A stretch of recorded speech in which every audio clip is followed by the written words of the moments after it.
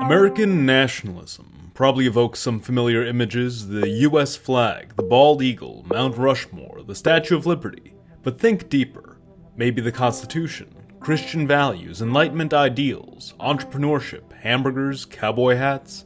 American nationalism is like a mosaic, collage, or an AI-generated image. At first glance, there's elements that you'd expect, but the more you focus in on the pieces of the image, the more you realize it's not cohesive. The pieces don't fit, and what you thought might have been one thing turns out to be something else entirely, or even something totally devoid of any real form. An important distinction must be made between the concept of nationalism and the concept of statehood. A sense of statehood is a sense of belonging to a country, a polity with borders, a government, laws, and that can overlap with nationalism, but nationalism is not a sense of belonging to a polity, rather it is a sense of belonging to a people. What is a nation, after all? The words nation and country are often used interchangeably, but they mean two very distinct things, and I've often said language and nomenclature are one of the chief drivers of political confusion and disagreement. A country is a polity, a nation is a people. A nation is a people who are unified by several factors including ancestry, history, faith, language, etc. A Frenchman who feels a sense of nationalism feels a connection to the French people, and this is an instance in which nation and state overlap. A Kurd who feels a sense of nationalism feels a connection to the Kurdish people despite not having a state of their own. So in this context, when an American feels a sense of American nationalism, they should feel a connection to the American people. But who are the American people exactly? The standard for belonging to the American people is not defined in the same sense as a proper nation per se. When you really boil it down, to be an American is to reside in this country, to abide by its laws, and to speak English with some level of proficiency. Some conservatives will say you're not a true American unless you believe in the Constitution and in some form of Christian or Judeo-Christian values and in a certain American spirit. Still, this is far too broad to define a proper nation. The United States has a history, but not all Americans share the same history. America has ancestral populations, but not all Americans belong to them. America has a slightly dominant faith, but again, those who adhere to it subscribe to several strains and varieties of it. This does not a nation make. What this does fit the mold of, however, is an empire. The Austrian Empire was a very diverse empire comprised of various peoples with distinct histories and cultures, but unified by the strength of the Habsburg dynasty and the largely shared faith of Catholicism. Germany, in contrast, was unified by a single people with a shared history, culture, and language, in spite of having a relatively diverse religious profile, albeit Protestantism, specifically Lutheranism, dominated. France is an interesting tale of multiple distinct groups, the Germanic Franks, the Celtic Gauls, and the Latin Romans gradually amalgamating into a more cohesive singular identity following centuries of consolidation within the small boundaries of what is now France, albeit even now some distinction remains between the North and the South. Imperial identity and sense of statehood in an empire, in contrast to nationalism, is not defined so much by a connection to a people, but a set of codes and broad cultural norms. If you are a citizen of the Roman Empire, for instance, you are expected to abide by Roman law, by the Roman constitution. You are expected to speak Latin with some proficiency, but as Rome transitioned from a republic to an empire, it didn't matter if you were a member of Rome's founding families or a resident of one of the far-flung provinces. The Syrian, the Gaul, the Illyrian, and even the German were just as Roman as the Italians, so long as they lived in Rome and abided by its codes. In spite of centuries of Roman rule, there was never a full assimilation of Rome's more distinct populations, and while these people, these nations within the empire, continued to identify as Roman, their differences ultimately drove them in different directions.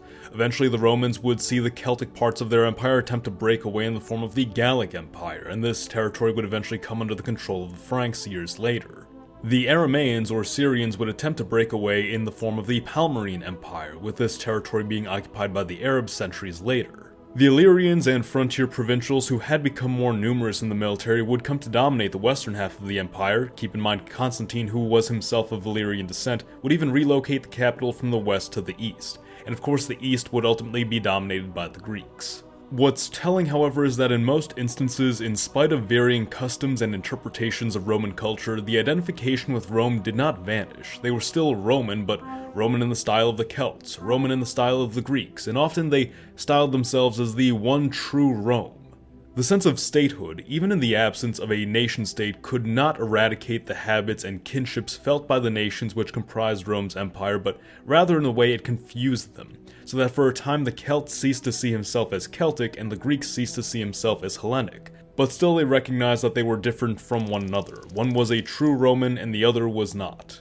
As we'll soon see, the United States is much the same, with an overarching American identity which confuses and masks several national identities of various groups which have emerged and are unique to this country.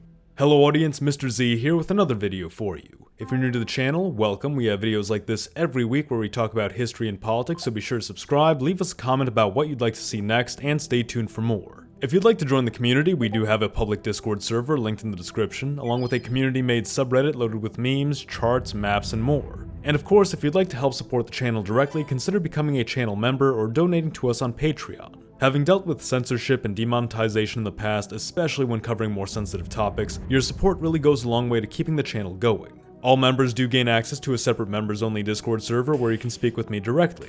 Now, let's get back to our regularly scheduled program. Some might argue the United States does have a true nation, and that all other people in the country are just guests. This is something of a hyper-conservative position which tends to argue that only Americans of Anglo ancestry, or even only Americans who can trace their ancestry to a colonial family, are true members of the American nation. This latter mentality is extremely niche, though the former mentality is somewhat common in various parts of the American South, which we'll get to later on. Either way, this interpretation is even more extreme than the initial standard set by the founders, who had argued for a standard of all free white men of good character. Reality, however, paints a very different picture of nationhood in America, of distinct people with distinct interests, and such is evident enough by the steps which were taken in the creation of the Constitution and of the country, enshrining compromises meant to appease one or another distinct part of the would-be country. While such could simply be chalked up to economics, we find often these economic circumstances to be directly tied to a group's history, culture, values, and geography, contributing to the development of a unique character. If we imagine, for instance, that the Puritans landed and settled in South Carolina instead of the Barbados colonists, the character and economy of the Deep South would have been drastically different from what it had become. Further, we have the hindsight of what occurred after those economic circumstances were forcibly removed, namely the abolition of the slave plantation system in the South, and how despite this, a unity of identity remained across various parts of the South. The North-South divide is the most obvious to us today because of the Civil War, but even in the early days of the country there was a recognition of four very distinct regions: New England, Middle, Southern, and Western states. Within these divisions lay deeper, truer divides which were born the moment each colony was settled. In New England, settlers from East Anglia transplanted their Puritan faith in the pursuit of a new Bible commonwealth. In Virginia, settlers from Devon, Somerset, and areas of southwest England attempted to emulate the motherland as best they could, but were forced to adapt to new geography and lifestyle. In South Carolina, planters and slave owners from Barbados, descendants of settlers from the West Country and Britain at large, attempted to recreate the plantation system which had made Barbados a lucrative colony. In New York, old Dutch influences gave way to settlers from London proper, foreshadowing the emergence of the state and the city as the financial capital of the country. In Pennsylvania, Quakers from the British Midlands attempted an experiment in religious tolerance and introduced to the colonies large numbers of non-British residents, primarily from Germany, and also opening the door to the less financially fortunate Scots-Irish, who would proceed to settle southward across the Appalachian region. While in Britain these differences were tempered and gradually consolidated into a more singular identity following the English Civil War, the scale of the New World and its nature as something of a clean slate only fed the differences and diversity of the various peoples who settled it. While some have argued that America was once a united Anglo nation, those Anglo or rather British American populations were never truly unified, but quite actually at odds with one another along ideological, religious, cultural, economic, and even historic lines, developing their own mythos and perspective of themselves in relation to their neighbors, in essence the making of nationhood. The distinction between the nations of Anglo-Americans is apparent enough in a comparison of Anglo-American populations today, namely the New Englanders, the Southerners, and the Utahns. We might even extend this to include the Pacific Northwesterners, though they in some respects do share similarities with the New Englanders. Despite these groups all sharing a common ethnic background, it would be difficult to classify them as belonging to a single people with common values, lifestyle, and history. New Englanders are a largely secular people, place high value in civic engagement, higher education, and established institutions, though do maintain a strong entrepreneurial and mercantile spirit. Theirs is a history founded by the Puritans and shaped by close proximity to Britain's possession of Canada, characterized by advancement in the direction of social progress. The Southerners are a deeply religious people, largely belonging to Baptist, Presbyterian, and other scripturalist, low-church sects. They place high value in self-sufficiency, life experience, and have a distinct distrust of higher authority. Theirs is a history shaped by an agrarian lifestyle and domination of the United States between the period of 1800 and 1860, a fact which gives Southerners a sense of entitlement to the American identity and a pride in the early days of the country, which contributes to a strong social conservatism. The Utahns and Mormon Americans at large are also a highly religious group, but subscribe to the Church of Jesus Christ of Latter-day Saints, a sect which at times is challenged as not even being Christian by other American Christian groups. Originally an offshoot of the New England nation, the Utahns demonstrate a pragmatic form of conservatism which is more communalist and progressive than the populist or individualist strain more commonly seen in the South. Theirs is a history of resilience and survival against persecution, being forced to flee further and further westward in the face of opposition by state authorities and angry mobs. Looking at all three, the experiences that created each of these peoples are so far removed that you can't sensibly call them a single nation in spite of their shared ethnic origins. In many ways, it's like comparing the Germans to the Austrians. Yes, while they are of a shared ethnic background, their experience throughout history and their cultures have just diverged significantly. Though arguably the circumstances in the United States, the sheer scale of the country has only exacerbated and intensified these divisions. In discussions of assimilation, people will often bring up how perfectly the German Americans were assimilated, but assimilated into what? By what standard? This argument more often than not just stems from a position of not being able to recognize the physical differences between a German and an Anglo. But when you look into the culture, you see the differences are there. The assimilation of the Germans dealt with one or perhaps two major facets of German identity, and that was language and national allegiance. There was no effort to change or erase the habit, faith, or history of the German Americans to make them believe that they were Anglos, only to become more cooperative with the American polity. Once again, the standard of assimilation is one that we would expect for an empire, not of a nation, less a demand to become one of us and instead a call to play for our team, and this is reflected in modern American assimilation efforts as well, especially in regard to Hispanic Americans. The simple fact is that Anglo-Americans couldn't even assimilate other Anglo-Americans. If we look at German Americans, yes, there's been a good degree of intermarriage among some and adoption of Anglo-American customs among others, but by and large, the Germans in America also have their own distinct identities, plural, primarily around the Midwest and the interior heartlands. Midwestern Germans are generally split between those along the northern Ohio River Valley and those communities that hug the coasts of the Great Lakes. The former have largely been shaped by an agrarian history and lifestyle and have intermixed with both the Anglo and Scotch-Irish populations from Appalachia. This population along the Ohio River Valley, or Ohioans, are characteristically risk-averse and, like other German-American groups, more isolationist than their Anglo counterparts. The Ohioans belong to a more diverse religious background but are distinctly evangelical. They owe their origins to the earliest waves of German settlement from the German Palatinate, being responsible for the concept of the Midwestern work ethic. The German Americans along the Great Lakes, in contrast, are shaped by an urban history and by intermingling with the Irish, Polish, French, and other groups of largely Catholic faith. They tend to be more politically radical than their Ohioan counterparts, having arrived in later waves from South and East Germany and played a much more active role in American politics.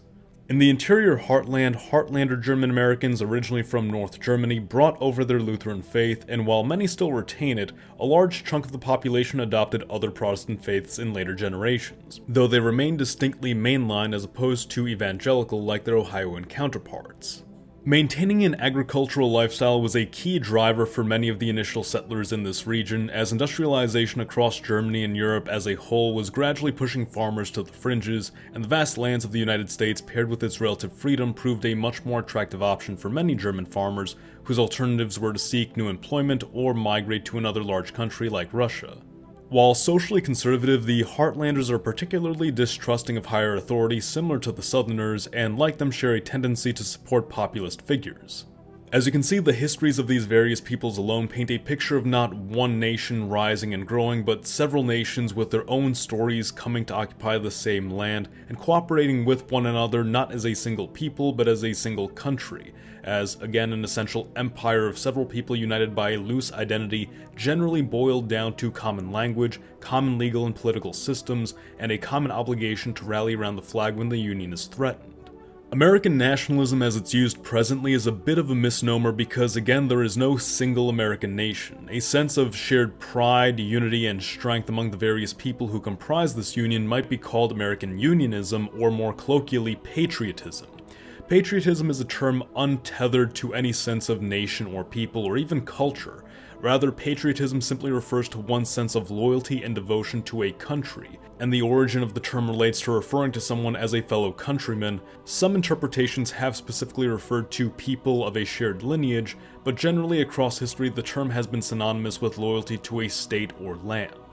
If you've been with the channel for a while, you've probably heard me talk about Utahism and the idea that we should redraw state borders to be more reflective and representative of the people of the United States, not just along the lines of nations, but across the distinctions within those nations as well, so that you can have states tailored towards specific needs, lifestyles, economics, and environments, allowing the federation system that the United States was built on to actually do its job, not provide this great degree of power to states with arbitrary borders, but ensure that those powers are wielded by the people with states representative of their own distinct interests.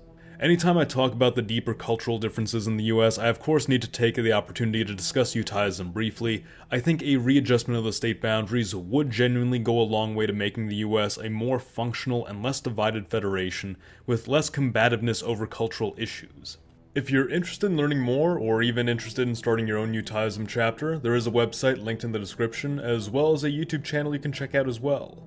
Wrapping this all up, there is a lot of confusion surrounding American identity. You might commonly hear people identify themselves as an American nationalist, or an American patriot. Much like the example of Rome, there's a lot of confusion in the United States as to what we are as people. The Celt has ceased to recognize himself as a Celt, and the Greek has ceased to recognize himself as Hellenic. If somebody were to go out in the streets of New York and preach to everybody that they are not an American, they are a New Yorker, they'd probably get some odd looks. Maybe some people would take interest, but it would just be bizarre. It doesn't register in the same way. But if somebody were to do that same thing, but say, we New Yorkers are real Americans, and the Southerners are not real Americans, the Californians are not real Americans, the Texans are not real Americans, well, for some reason that clicks for people a little bit more. When the Texans say, we are real Americans, when the Southerners say, we are real Americans, when the Floridians say, we are real Americans, when the Heartlanders say that they are real Americans, when the Californians say that they're real Americans, they believe to a degree that theirs is the real culture of this country. And what that translates to is that they recognize that their culture is different. It's exceptional, it stands apart. But with the exception of perhaps the Texans and the Southerners, who do have a streak of independence. Because of course Texas was once independent because the Southerners did secede from the Union at one point, they have this sense of otherness, where they can identify that. They can ascribe a past identity to it. And this is a deeper sense of connection that a lot of people long for and struggle to understand why it's absent at the national scene. And they'll make up all sorts of excuses for why it's not there. Because unlike at the national level, at the imperial level essentially, you don't have what you have at the local level. You don't have a situation where your neighbor thinks the same way you do, has lived in the same environment you have lived in, has probably worked the same jobs you have worked, where their families arrived under the same circumstances that your family arrived under, where their families had the same dreams, where you and your neighbors have the same dreams. Even when you disagree, you can find common ground, you find those shared values there. You understand each other in a way that no one else from any other part of the country really gets. That's real nationalism. or at least the first steps toward it. A nation's recognition of itself, being able to give itself that name, that's the first step. It is hard, if not impossible, to feel that same connection at the national level. What you can feel, again, is that patriotism. You can feel a deep loyalty to the state and admiration for this entity that you might not have any real connection to, whose history is broad and sweeping and encompasses several different groups. And maybe you've even developed some mythos that your group, that your nation, was the one who built the entirety of it. You often see this, and I say this as a Catholic American myself, a lot of Catholics who will try to amplify the role that Catholics played in the early colonial days of the United States when really we didn't have too much of a role back in those days. Even our colony of Maryland was quickly swept away from us, and even in a relatively tolerant colony like Pennsylvania, we were still not treated too well. Our history really doesn't pick up until decades later, but that is still our history. That's something we can learn from, something we can be proud of, instead of trying to pretend that we were the ones who arrived in Virginia or in Plymouth Bay. It's a little bizarre. And we're not the only ones who do this. As I said, there are several groups who do this, whether it be the Southerners, whether it be the African Americans, whether it be the Hispanic Americans as well, have developed a bit of a mythos where, because they have some Amerindian ancestry, they feel like they have, again, like all of these groups, some degree of entitlement to the entire history of the country, instead of honing in on their history and having a pride in that. That is the empire versus the nation, the empire confusing the identity of the various nations which comprise it. Now, some people, of course, bring up that this sense of nationhood, this recognition of national identity among the people who comprise the United States, would only sow further division. Clearly not. Clearly we're already a very deeply divided country. And the sense of difference is already felt, whether you put a name to it or not. But the difference is when you put a name to it, when you recognize it, when you recognize that from here to here, we are a people with our own history, and we have our own interests, then you can begin to devise policy that's tailor-made to appeasing that population, that's tailor-made to giving them what they want and need to thrive. This is how federations are supposed to work. You see such things in countries like Russia, or China, or India, where there is a recognition of the various peoples who comprise it. These large countries don't fall apart. In the case of Russia, they give these populations a good degree of autonomy, and in turn, what do you see? Many of Russia's ethnic populations, not many of its non-Russian populations, are some of the most patriotic for the Union. China is a different circumstance, and it's not too easy to get clear answers, because of course China is very secretive about what goes on within its borders. You have populations like the Uyghurs and Tibetans who do seek independence, but then you contrast the Uyghurs with the Hui, who are intensely loyal to the government.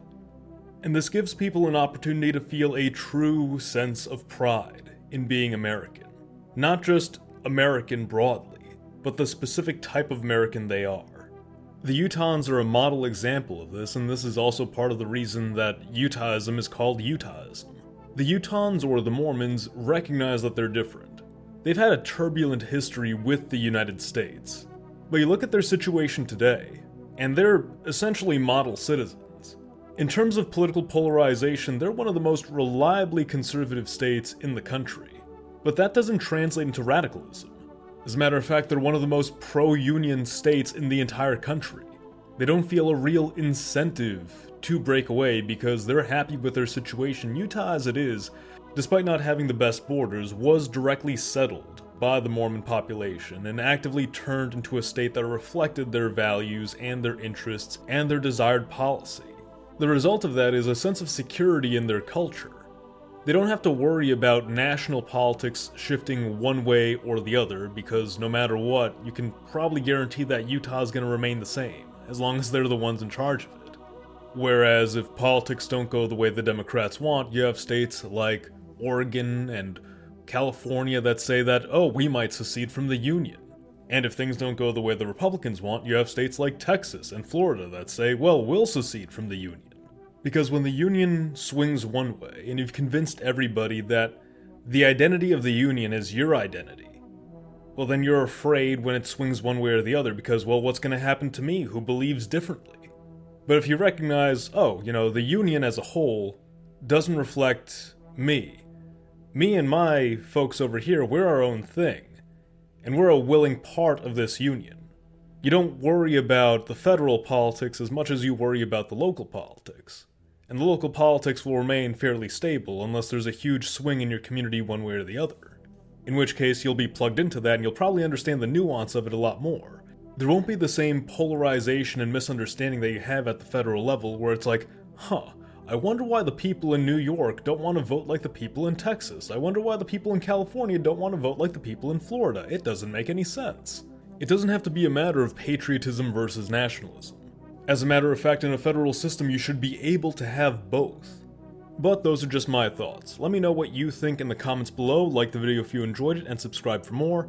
Mr. Z, out.